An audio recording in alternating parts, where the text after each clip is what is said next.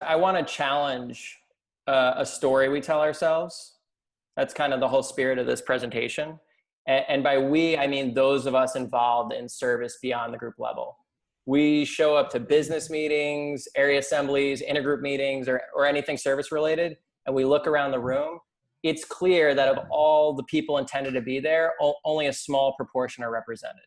And based on my conversations with people from all across the US and Canada, this is true in just about every place, just about every time. So if you ask around, why is this the case?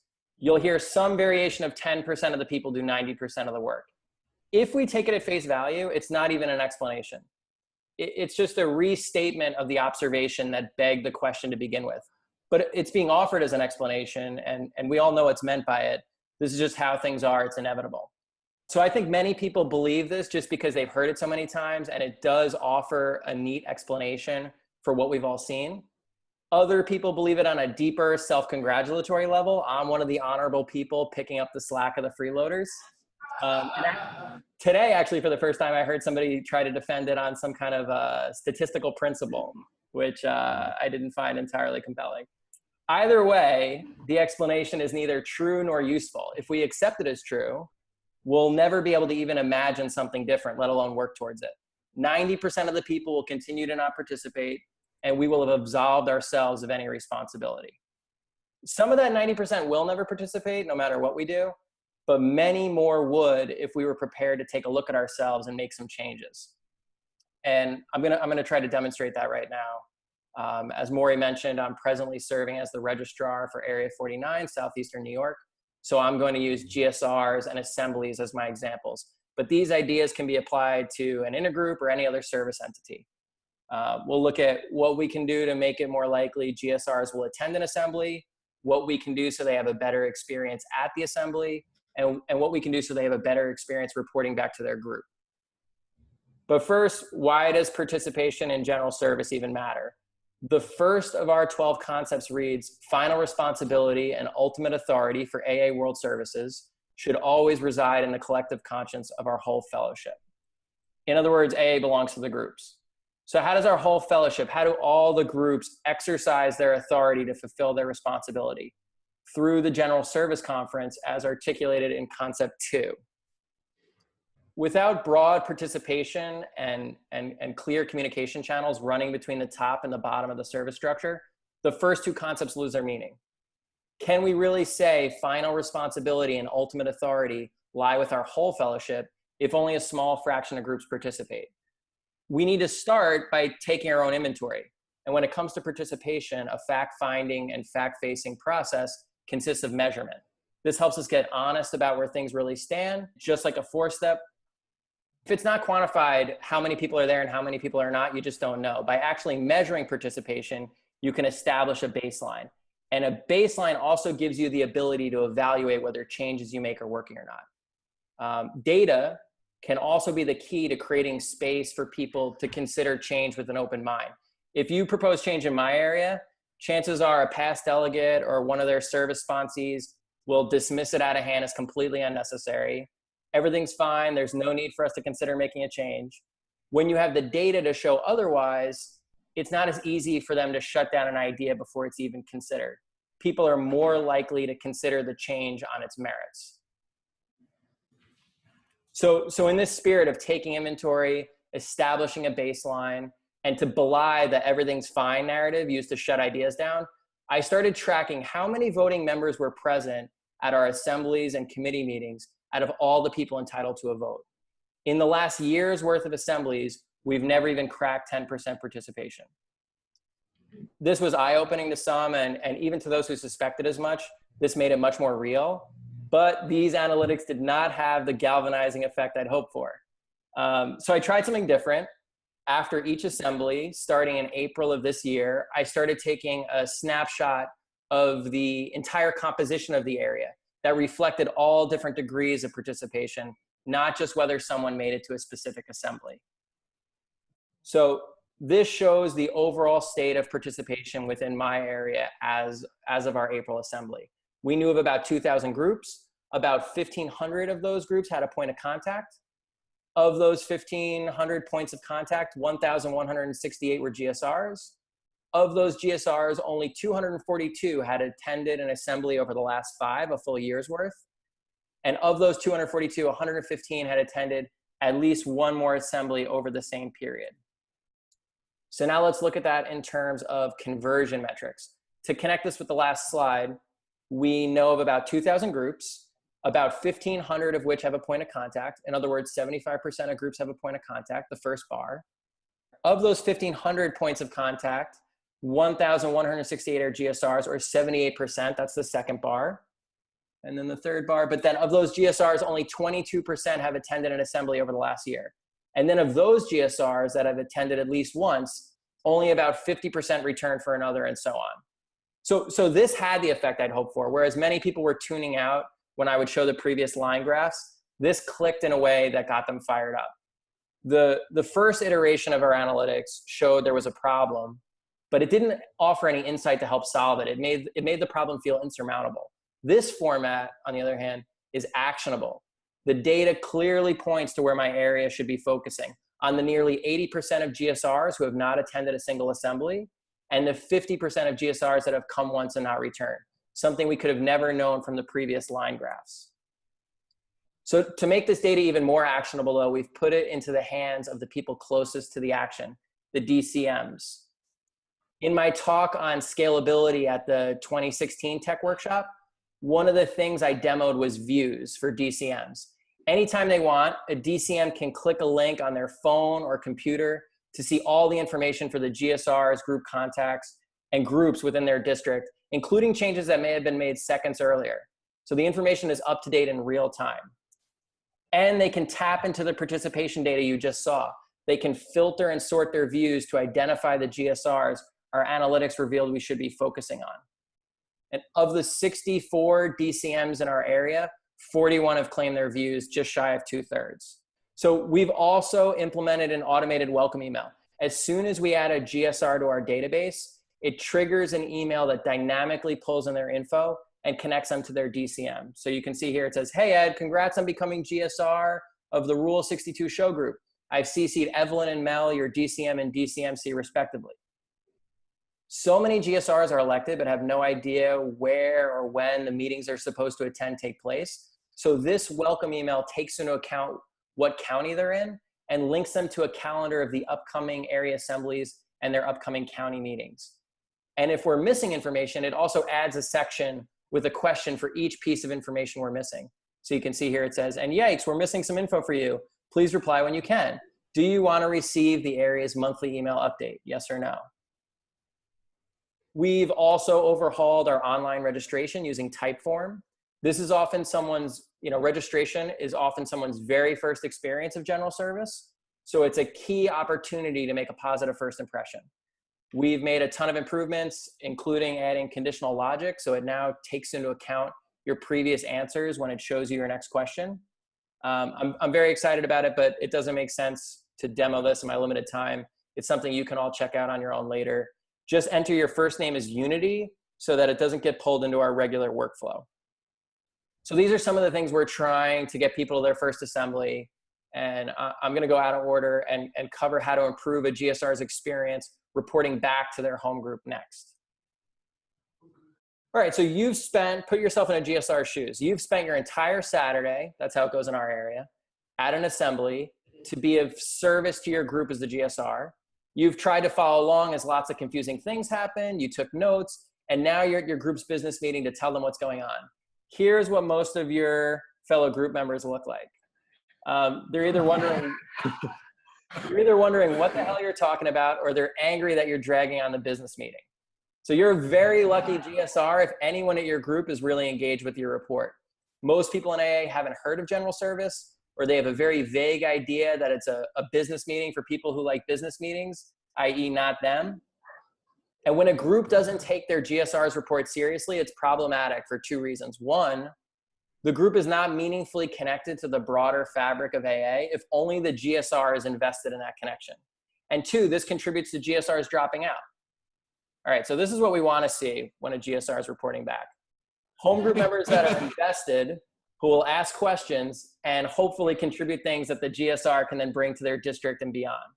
And if we don't facilitate this shift, the first two concepts will continue to be relatively lifeless. So it's worth asking, how are we engaging the portion of the fellowship that is not directly involved with general service? By playing the world's largest game of telephone.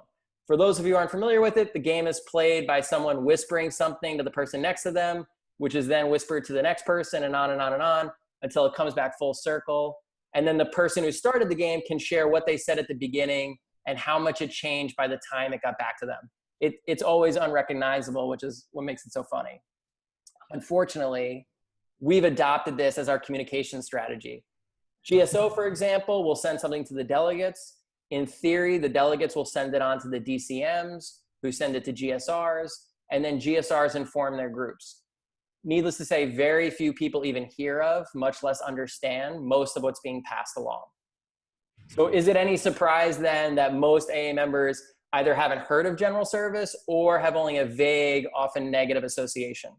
So we need to start treating every AA member that belongs to a group as part of general service, because they are. We're doing that in my area by sending out a monthly email update that we strive to keep as broadly relevant and accessible as possible. Here's the one we sent out in July. It starts off with a recap of what happened the previous month, which in this case included a bunch of materials our delegate put together on what happened at the conference. We included a section all about the new yellow card on safety, and we encourage everybody to participate in the 727 challenge, donating $7.27 to GSO on July 27th, which is the amount needed from every member each year in order to make AA fully self-supporting on contributions alone. So let's go back to that hypothetical group business meeting for a moment. If even only a few members are subscribed to this, even if they're just skimming, general service changes from something they associate with an unknown, meaningless business meeting to something that seems like it actually might matter. They're that much more likely to take the GSR's report more seriously or grasp more of what the GSR is talking about. And as more people sign up and hopefully read it, I believe over time, this can make a huge difference in creating more informed groups and better supported GSRs in my area. So we're doing everything we can to give everyone we serve, not just those directly involved in general service, the opportunity to sign up. Here's one of the questions we include in that online registration experience I mentioned earlier. And on the sign-in sheets, which we have at every assembly, committee meeting, and county meeting, we give people the opportunity to opt in or change their preferences. And so as to not limit this to only to people with general service positions, you can also sign up on our homepage, aacne.org. We've also just released a sign-up sheet. People can print it out, circulate it at their groups, and then take a picture and email it to us so we can add those subscribers. On the back is the same excerpt I showed you before, so people can have an idea what they're signing up for. It's a very low-tech approach that I believe is going to be a game changer in terms of reaching a far greater proportion of those we serve. We had about 1,500 pretty stale email addresses when we kicked this off. We grew the list by 1/3 within a year. It's now 50% larger than when we started with almost 2,400 subscribers. And these numbers are from before we even introduced the sign-up sheet I just mentioned. So we've looked at some ways to make it more likely that a GSR attends their first assembly, and we covered how we can facilitate a more supportive home group environment for the GSR. I haven't talked much about the technology behind these ideas, in part because it's built on the same foundation I presented on at the 2016 National AA Tech Workshop, Airtable, Zapier, and MailChimp with the single edition of Typeform. My message last year was, when implementing technology on behalf of AA, make sure it's scalable. Otherwise, you won't help nearly as many people, and it's unlikely to survive across rotations.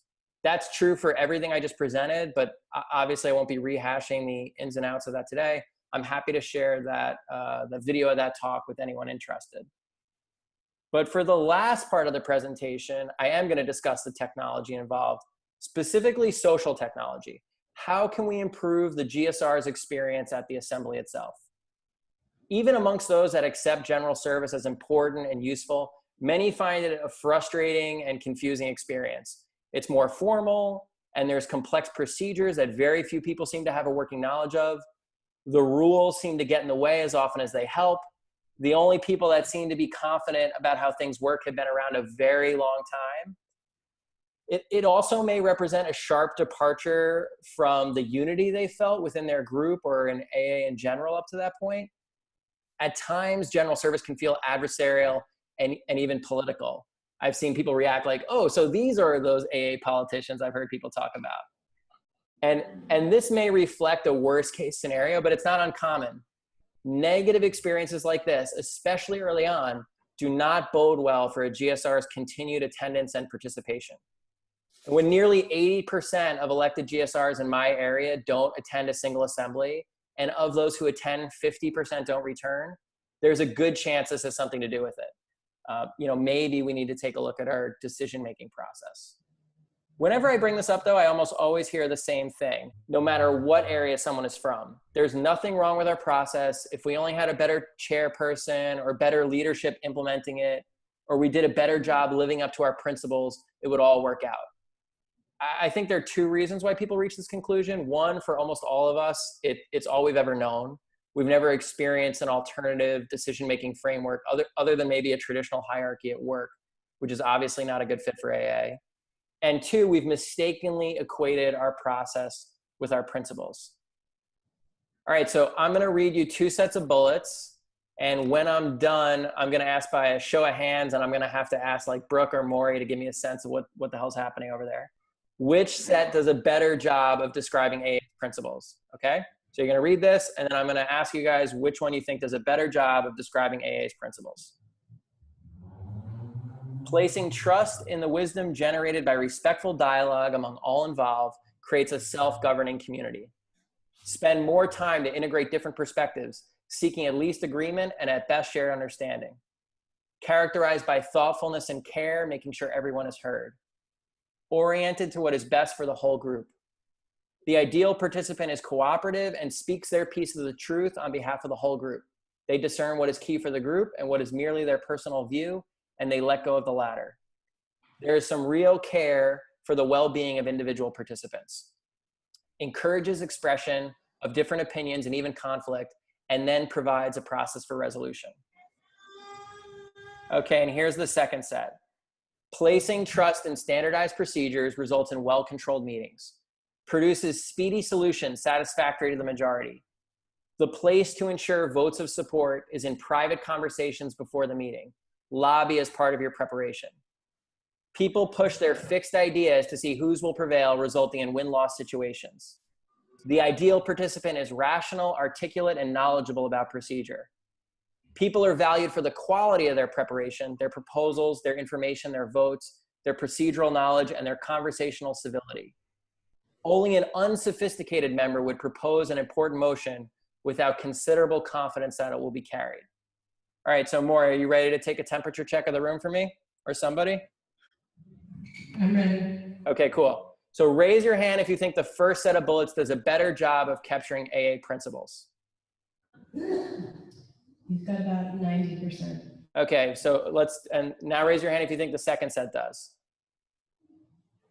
90-10-ish? One hand. Say that again, Maury? One hand. Ooh, one lonely hand. Bravo, props, that's courage right there. Okay, so most of you feel the first set matches up better with our principles, which is what I expected. Now take a moment to quickly look over the bullets again. Which set does a better job of describing AA's process, how our decision-making happens in practice? So I'll just give everybody a few moments to skim.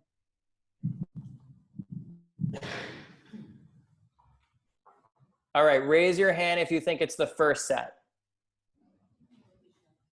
And now raise your hand if you think it's the second.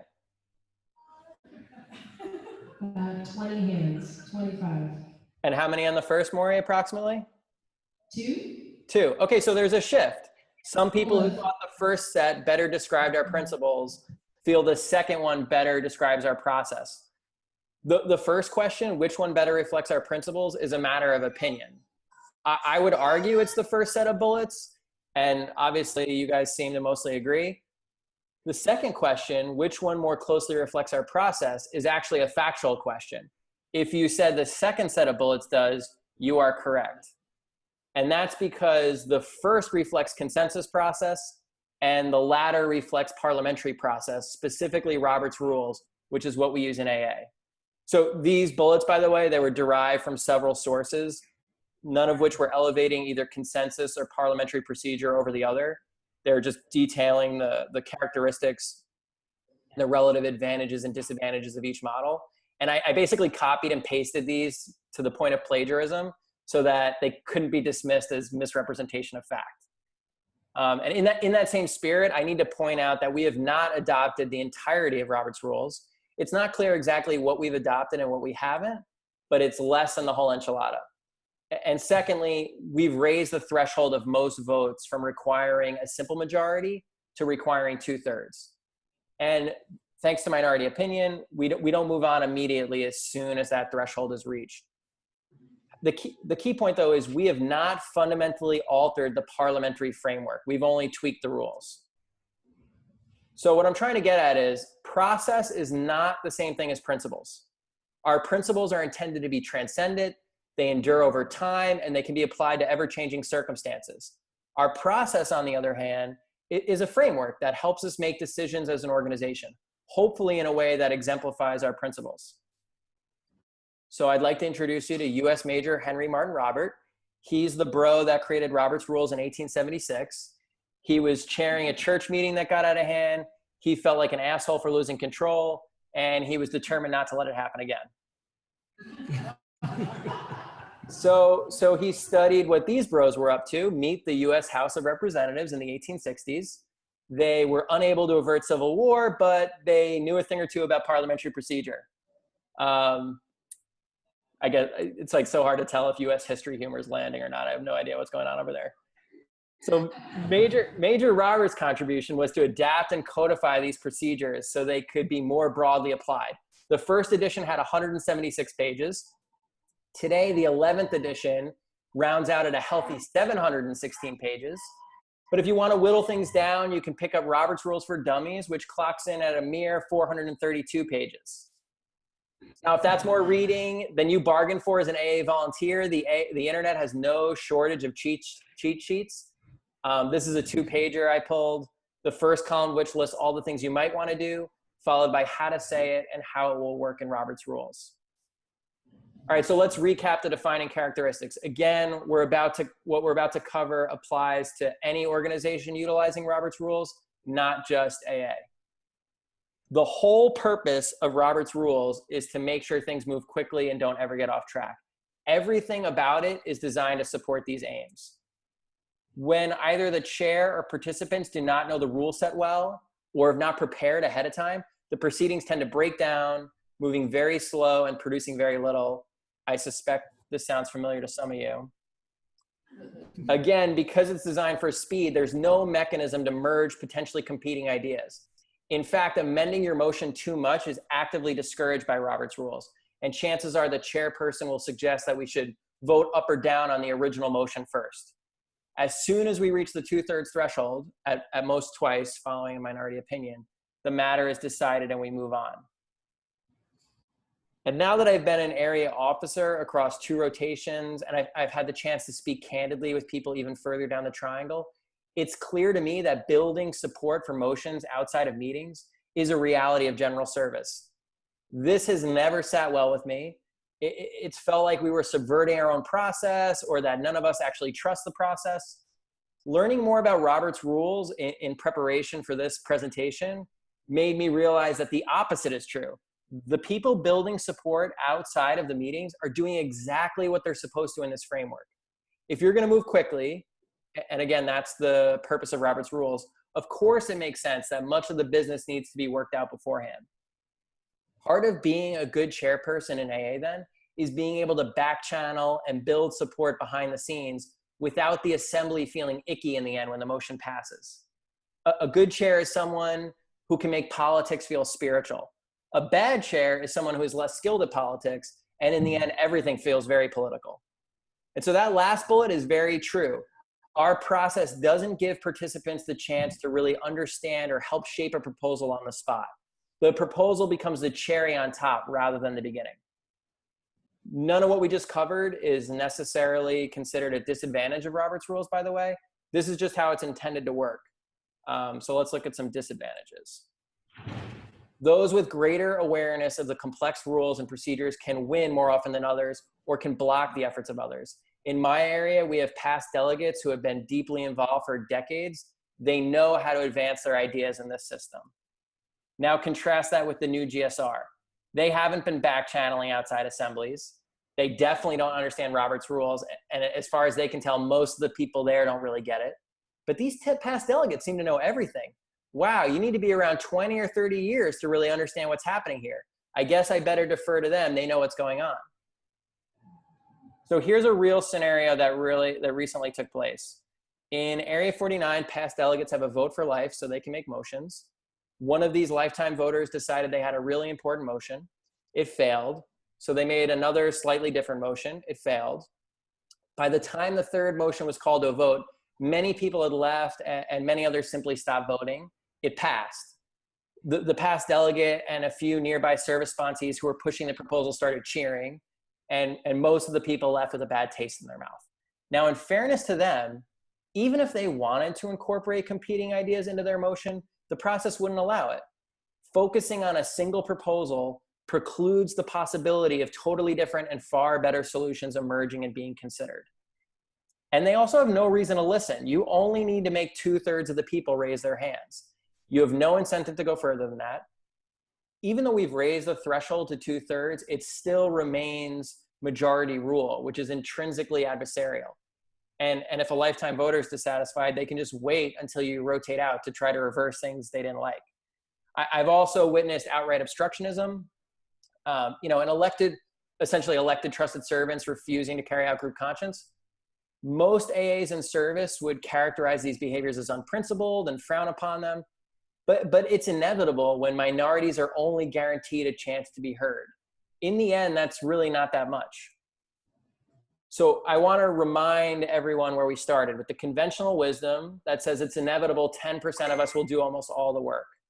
When I see nearly 80% of GSRs never attending an assembly and 50% never returning after they come once, I don't personally believe it's some predetermined byproduct of human nature. It's because we have a process that doesn't align with our principles. General service has become a dissonant, frustrating experience for most people. They don't stick around and are written off as flakes, and we're left with a self-selecting group of people for whom this process works. If our leaders tend to be the ones that excel within this framework, is it any wonder that the solution which often occurs to us is to elect better leaders or practice our own principles better? Whenever I've suggested changes to our processes, everyone assumes my goal is to speed things up. It's absolutely not. AA should move slow, but not because there's anything inherently good about moving slow. We should take more time to integrate different ideas to produce far more satisfying and unifying decisions. Right now, we move slow primarily because we are relying on a complex set of rules that very few of us understand, and it's designed to move fast, something we don't even want to do. Right now, we're moving slow, but not for a good reason.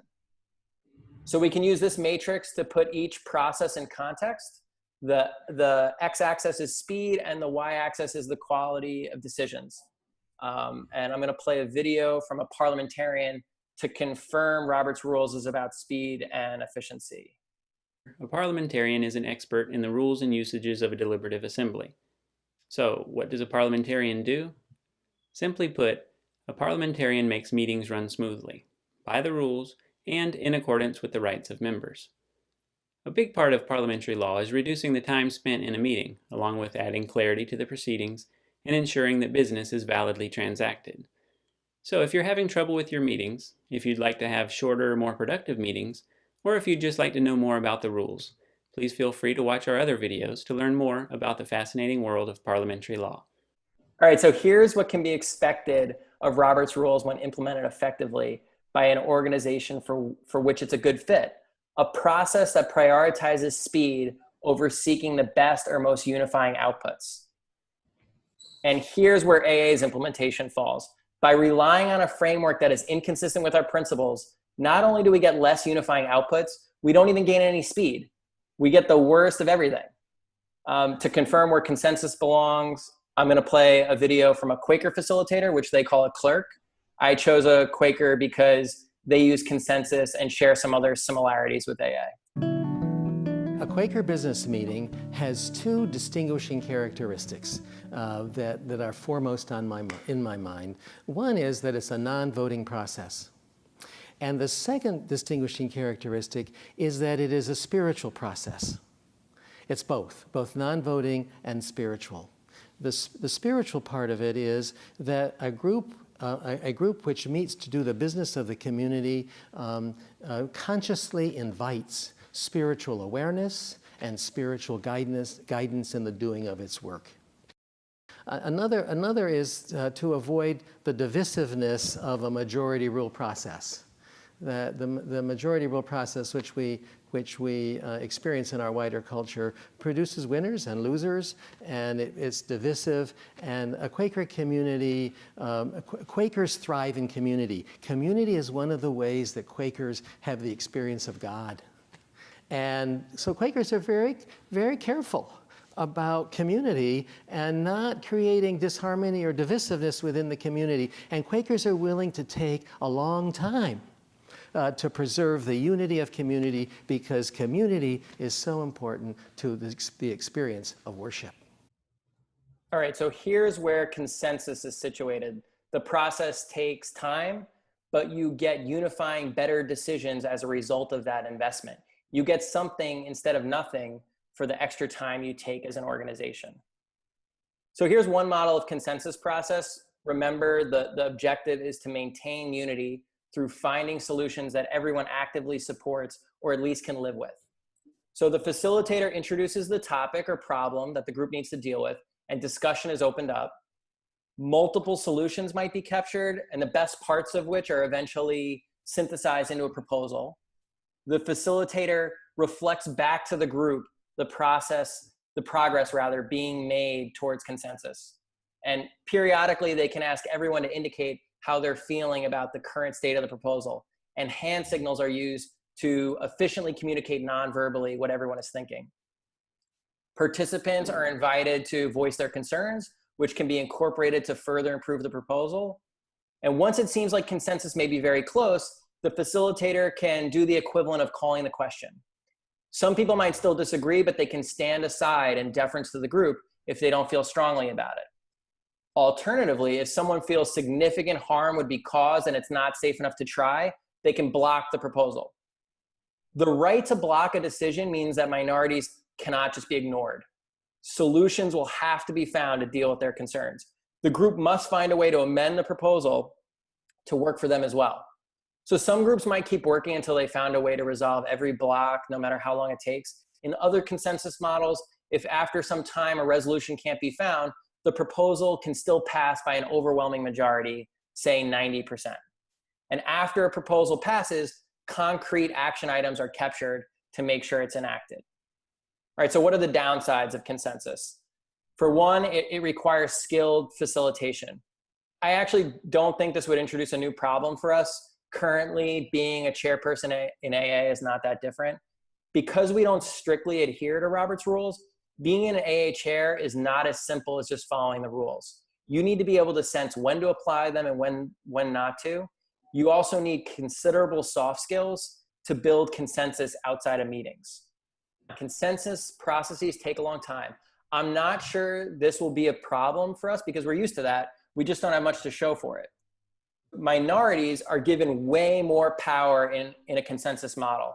That power can be abused. Again, I'm not sure this is a new problem. We're already living with the Roberts Rules equivalent. So maybe there are some AA entities willing to try adopting consensus wholesale. I think that would be a really exciting and worthwhile undertaking. But there are also specific elements that could be adopted as part of a more gradual transition. Often at a business meeting, the chair recognizes raised hands. Instead of being able to actively listen, people are just waiting to raise their hand and wondering if they'll be heard before the question is called. Instead, you can use a stack taker. People can raise their hands whenever they decide they want to speak, and the stack taker will write down their name and gesture to them to let them know they've been added to the queue. The names are called in the order they're written down. And this gives people the chance to actively listen instead of just waiting for their turn to speak. It's also helpful to the chair. The stack taker can let them know when the list is getting long, so the chair can say last call for stack to give people one last chance to get in. And another advantage is that the stack taker can prioritize people who haven't spoken yet. If you've already shared once, you'll be put below anyone that hasn't shared yet, regardless of when you raised your hand. So almost every time a motion is made, someone gets up who misunderstood and reacts as if it was something totally different. Then other people react to that reaction. Before you know it, the original motion has been totally lost and confusion reigns. Instead of just opening things up immediately for discussion following a second, we could start with a round of clarifying questions. Only questions to better understand the intent or specifics of the proposal would be permitted, and the proposer answers each question one at a time. If someone starts to share a veiled reaction, the chair just cuts them off. That sounds more like a reaction. You'll be able to share whatever you like in the discussion round to follow. For now, do you have any clarifying questions about the intent or the specifics of the proposal? By giving people a chance to resolve those questions before moving into discussion, our discussions will be much better informed and productive. To take things further, instead of a motion being the primary departure point into a particular topic, the chair can start by opening up discussion on whatever issue the assembly is facing. As possible solutions are brought up, they can be written down on a marker board or a giant pad on an easel in the front of the room. Then at a certain point, the chair can invite someone to suggest a proposal that tries to capture the best of what the different ideas have to offer. So how many times have we heard people say, just piggybacking on what so-and-so said, I also agree with the motion? Sometimes people want to speak in favor of a motion just because they're worried it may not pass, but unbeknownst to anyone, the motion may already have overwhelming support. So instead of wasting time, imagine if everyone present could communicate in real time without interrupting whoever might be speaking, and that's where hand signals come in.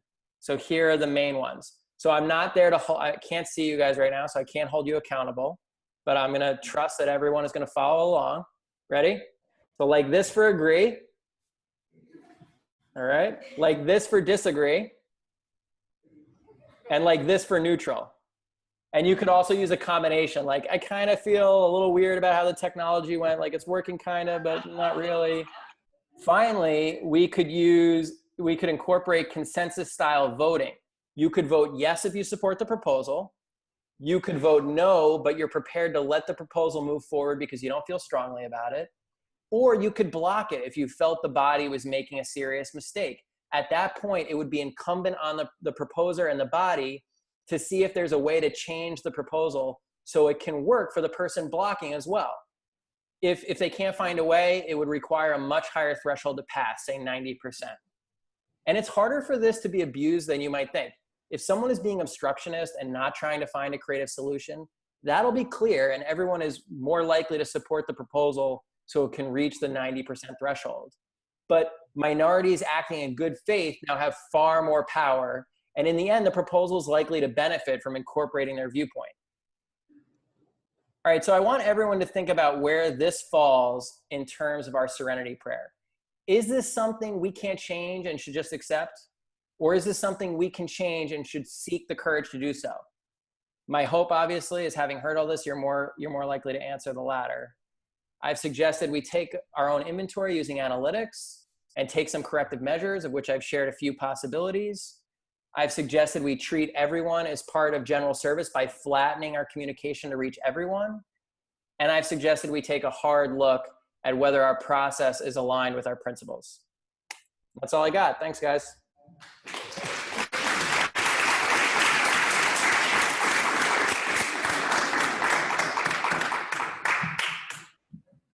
Thank you, Fred. My question was just about that last bit you mentioned. If you could speak a little more on what it means to change the way to vote no. I didn't quite follow, or maybe there are some specifics. Thank you. Sure. I think I caught the question. If I could elaborate on different ways that we could expand what it means to vote no. Did I get that right? Yeah. Yes. Okay, so think about what voting no means now in our current state. It could mean I think that there's a slightly better idea that I'd rather see happen. It could be I actually just didn't understand what we were talking about, or I came late, or I still have a question, so I'm not comfortable voting in favor of this till that's resolved. It could mean, or it could mean like, I don't think it's a good idea, but I also like don't feel strongly about it. I'm happy to let us move forward so we can move on to the next item of business and make some progress. Or it could mean I think that this is really problematic and we shouldn't be doing this. We're making a major mistake. All of those things right now are conflated into voting no. So what this is, in what I was proposing, it kind of separates those out. So people have a chance to say, you know what? Yeah, I might think it's like it could be slightly better, or I'm not 100% sold, but I'm okay with it moving on. Those people can vote no, but quote unquote stand aside. They're not giving their consent necessarily. They're letting it move forward though. They're not blocking it. And then the other people who feel like that it's a concrete mistake, they would be blocking the proposal. And then at that point, the body needs to try to come up with a way to make it work for the person or persons that feel like it's making a huge mistake. And that doesn't kill the proposal. It just means let's try to find a creative way to resolve that person's concerns while still moving forward the thrust of the idea behind the motion. And if somebody's just being like a little bit cuckoo, and then we can still move forward if 90% of the people there are willing to vote yes. Does that answer your question? Yeah. All right, Fred, given our difficulties getting off the ground, I think we're going to go ahead and hang up the call. So Okay. we can move on with our day. Hand for Fred. And thank you so much, Fred.